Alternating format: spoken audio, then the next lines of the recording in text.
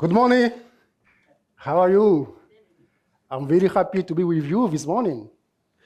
So, my name is Hermann Prodjinoto. I was born in the most beautiful country in Africa, Benin, the place to be. Here is some monuments, a place is Benin. I did my PhD in Belgium. Now, I'm postdoctoral researcher in plant science at the Hebrew University of Jerusalem. I love superhero movie, but my own superhero is my mom. Please raise your hand if you also have a parent who is a superhero. Put all them together, and you will be close to the power of my mom. Indeed, when I was 5 years old, my parents divorced. My mother's education level was limited to primary school.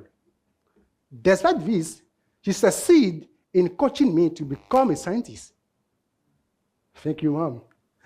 I remember when I was 8 years old, my mother and I traveled to visit my uncle in village. And I saw my uncle who was sad because his plants were thirsty. And there was nothing he could do about it. Plants were thirsty because there had been a drought in that village for several weeks. In the following days, the food prices doubled or tripled all over the country. That was a difficult time for my family. At that time, I learned a lesson. When plants are thirsty, people are hungry. Unfortunately, the drought problem is persisting until today. For example, when we look at the top 10 crises which the world cannot ignore, the first two places are occupied by the drought problem in Somalia and Ethiopia. In that country, people lost their lives to starvation, and this country are on the brink of famine. That means that the lesson which I learned involved first plant not bring only hungry people, but also dead people. Okay? But please don't think that this problem is only for Africa. We all know that our population is increasing. That means that if we need to survive, we have to produce more food for ourselves to feed. Unfortunately, the fresh water availability will decrease by 50% due to global warming. So there is a question: how to grow, how to feed a growing population in increasingly dry world?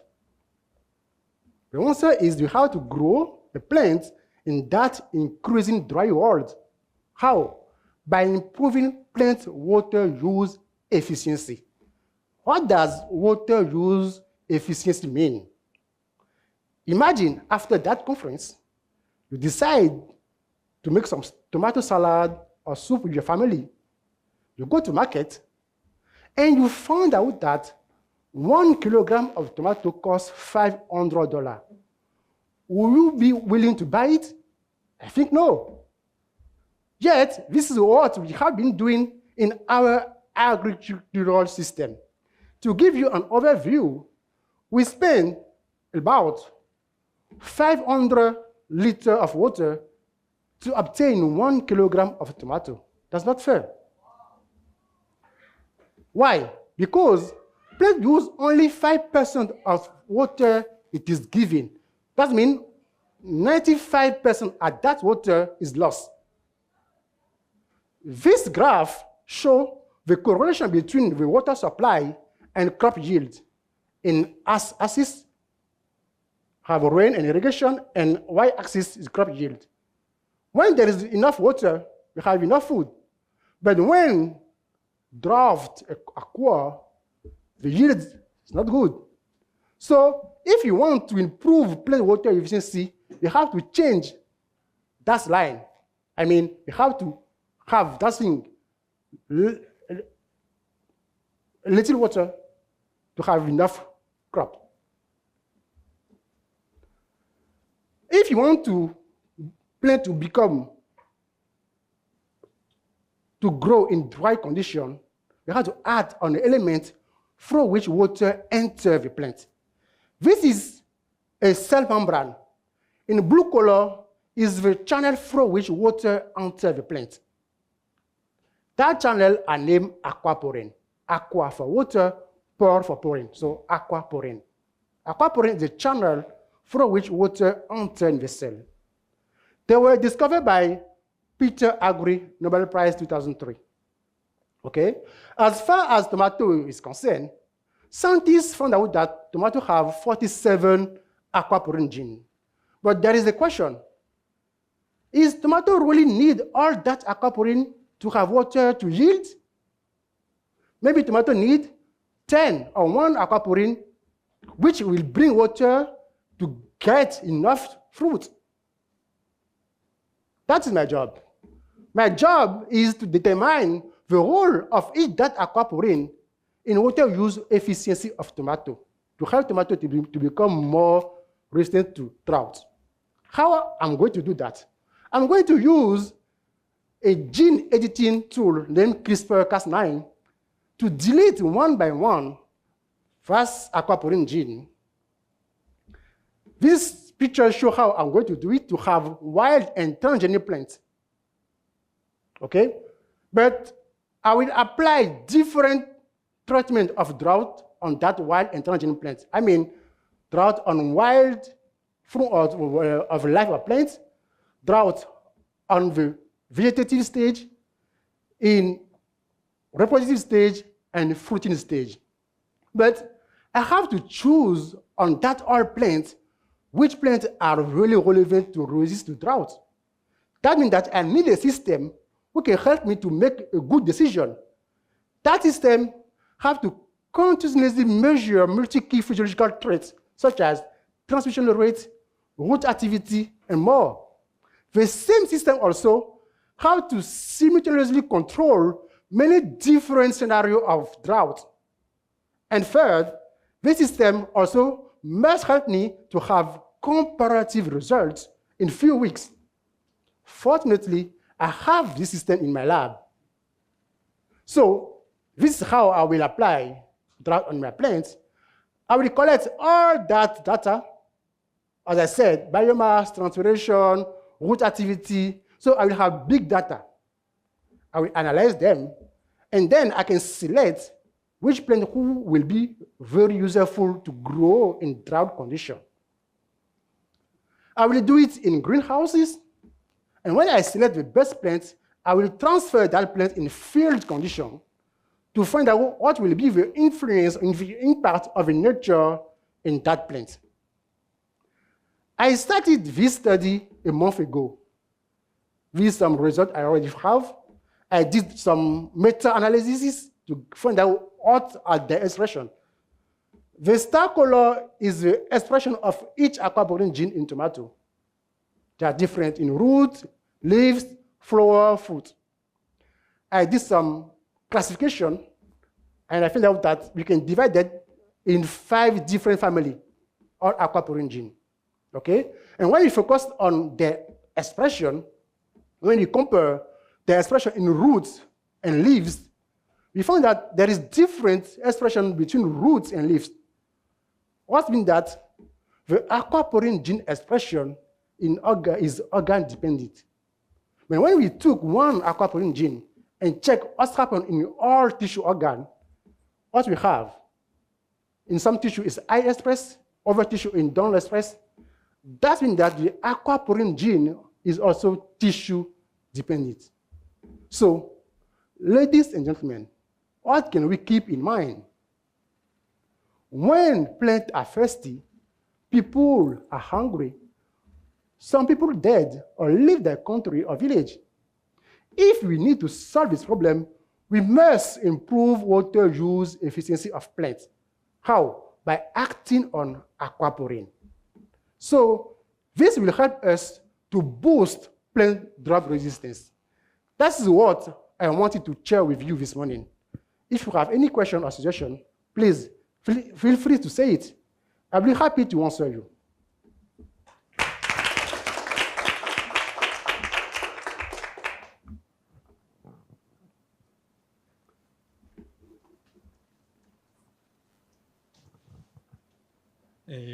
What can you change? Can you? Sorry, I'm Jan from Tel Aviv University. Thank you for the talk, great talk. And which handle do you have on the Aquaporin? Can you change their numbers, their efficiency? I don't get you. Can you repeat your question, please? How can you? Which handle do you have on the Aquaporin? How can you impact the Aquaporin of a plant? Okay. Can you add Aquaporin? Can you improve their efficiency? What can you do as a scientist? Okay. Aquaporin are naturally present. Thank you for your question. Aquaporin are naturally present on the cell. Okay. Currently, I just want to knock out them to check how their current role, their physical role. No one knows. You all know that they are there, but what are their role in plant? No one knows. We know that they help plant to have water, but if all can bring water to plant, you don't know. For example, if I give you this aquaporin gene in this gene, this is one aquaporin. This aquaporin expressed only in root, not in leaves. Overexpressed. So you can modify the genetic of a plant to add aquaporin? Yeah, I can add, I can delete, I can put another gene, I can improve the expression. So currently, I just want to do some, to check all their role by analyze the physiological role, the genetical role, the phenotypic role. That's what I'm going to do now.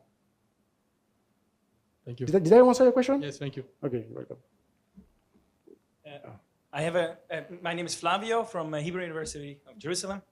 I was wondering about why tomatoes. Is there a lot of research on this, or do they grow fast, or what are some of the reasons? I mean, there must be practical reasons. Please.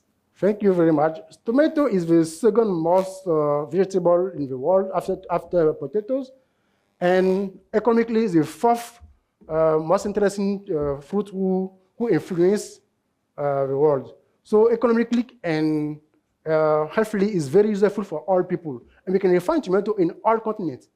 Europe, Asia, Africa. So, and I think every day there's no dishes we cannot use without using tomato.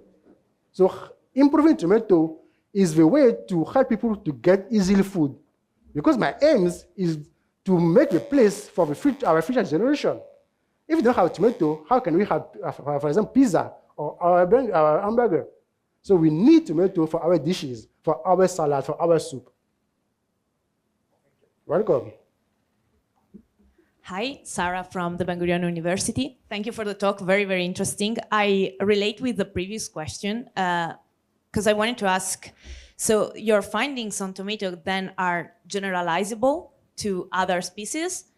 And this is the first question. And the second is, how easy or difficult will be, in your opinion, to apply the changes that you're studying to actual agriculture, to the people that produces these kind of plants? Can you repeat your first question, please? Yes, if your findings on aquaporin is specific for tomatoes or can be generalized to other kind of... Okay, thank you. Aquaporin is present on all cells. For example, as humans, we have only 13 aquaporin in our cell. Tomatoes have 47. Other species have different number. We know that they are present. They help cell to get water. Not all we know. But what are their real functional and physiological role? No one knows that. Okay?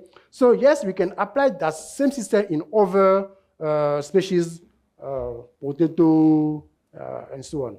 So about farmers, yes, if I know by my study what are the role of aquaporin in the water process, in water supply in plants, I can use that knowledge to improve the water use efficiency of plants. And then I can select the plant who can easily grow in dry condition. And in future, farmer can use that species, that variety, to get more food. So basically, it's some deeply research to really check what is the role of aquaporin. Go. Yeah, there's a question? Yeah. People ask the question I have, so I have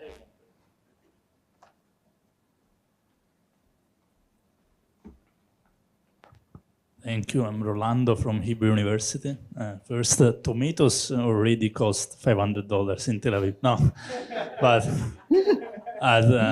no, it's more than a question. I want to understand. Aquaporins drives water inside the cell, but they also are used to release water. Because you were saying, I have 47 aquaporin. I want to reduce the number of active aquaporin. Why you reduce the number of aquaporin if you want to increase the efficiency? I didn't understand this part.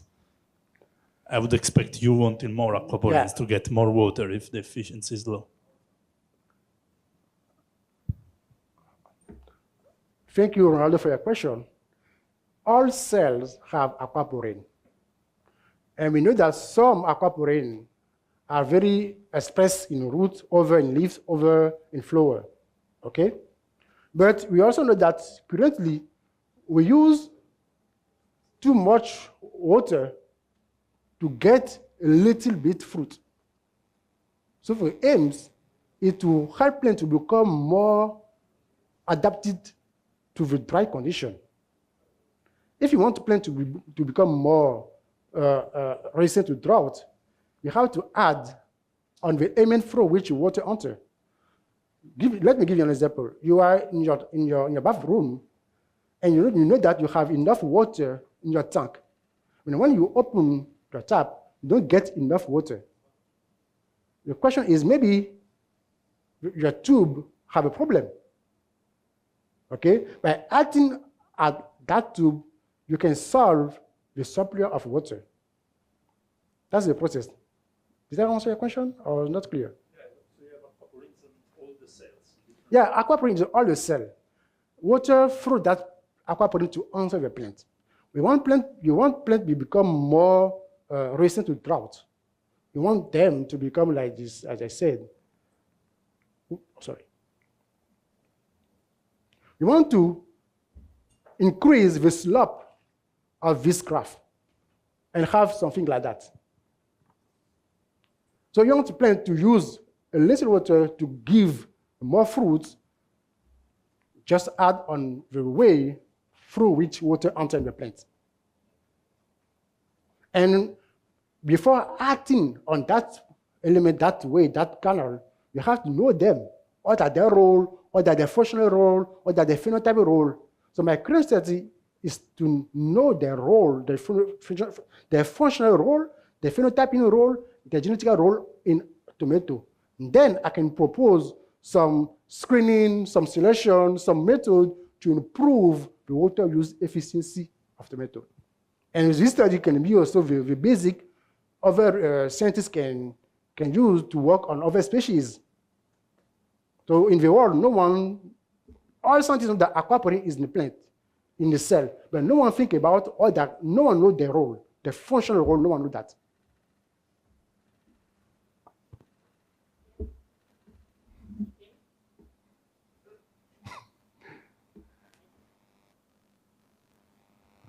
Good now. This is Maria from Technion. I have a question from the point of view of farmers. Like, even if you introduce all this modification in the plants and then you try to produce them, from their point, do they need to modify something in the way that they cultivate them? Do they need to change the amount of time that are under light, water? Of course, water for sure, but fertilizers or something like that? Thank you for your question. Currently, my aim is not to bring GMO to the farmer. Currently, I use GMO technique, CRISPR technique, to study the role of aquaporin in plants. Okay?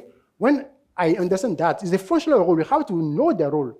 When I know that, okay, these aquaporin are very useful and important, then I can propose many different strategies, many different ways to get the best plants. I know that GMO is ethical discussion, someone has agreed, someone not, but currently my job is not to give GMO to the farmer, no. Currently I want to understand the role of aquaporin. In the future, maybe me or another scientist can say that, okay, based on Hermann Prodjinoto works, then we can propose this solution. Welcome. Hermann, our time is up. Thank you very much. Thank you.